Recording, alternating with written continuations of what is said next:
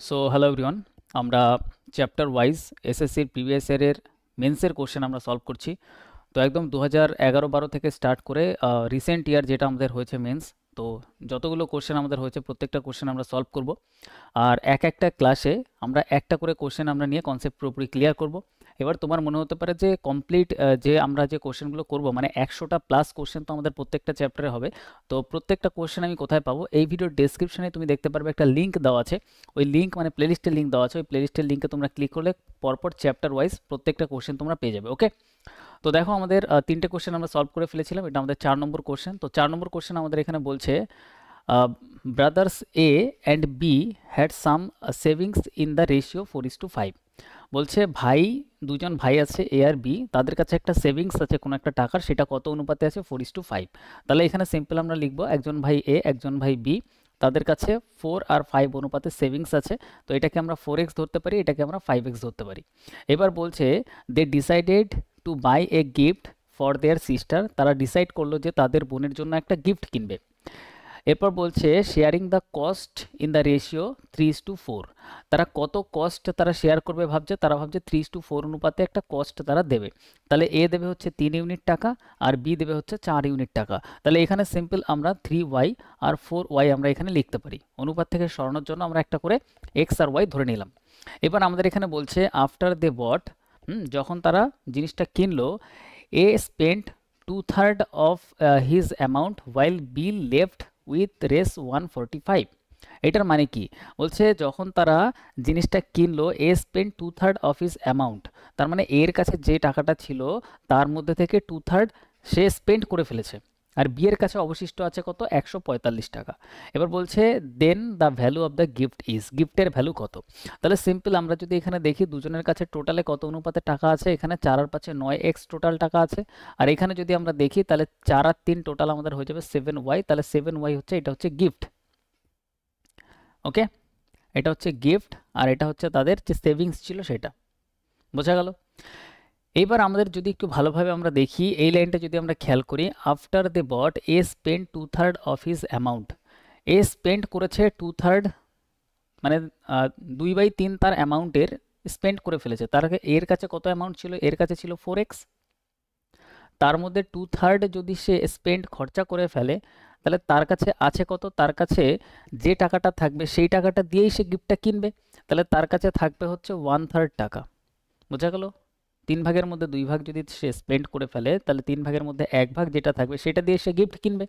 তাহলে আমরা বলতে পারি এর কাছে যে টাকা ছিল 4x, তার থেকে 1/3 টাকার সে গিফট কিনলো। আর গিফটটা কত? এখানে হচ্ছে আমাদের 3y, তাহলে ইকুয়াল দিয়ে লিখবো 3y। ক্লিয়ার? তো এই জায়গাটা আমাদের এখানে বুঝতে হবে এই টাইপের কোশ্চেনে।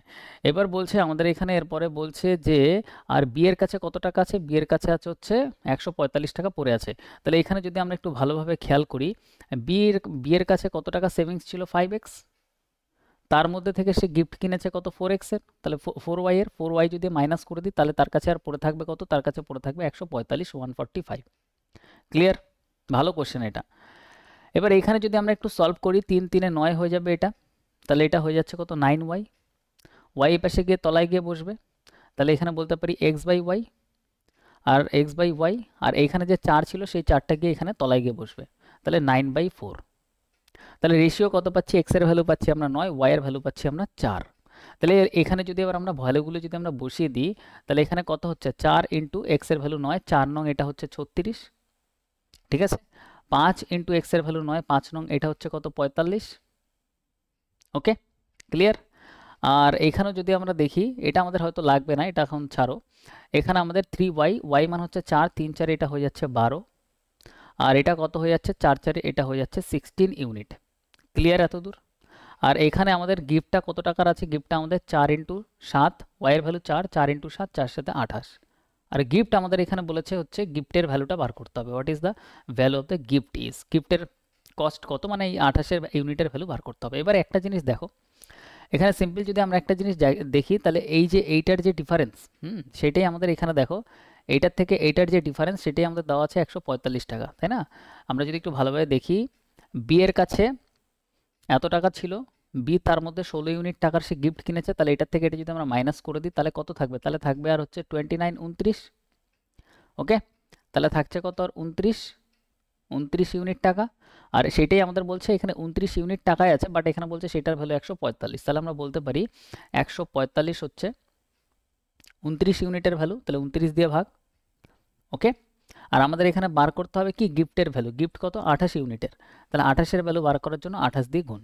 তাহলে এইটা জাস্ট আমাদের বার করতে হবে। এবার যদি আমরা দেখি কতবারে কাটছে, এটা যদি আমরা একটু খেয়াল করি, এটা আমাদের 5 বারে কাটবে। এটা দিয়ে এটা আমাদের 5 বারে কাটলো।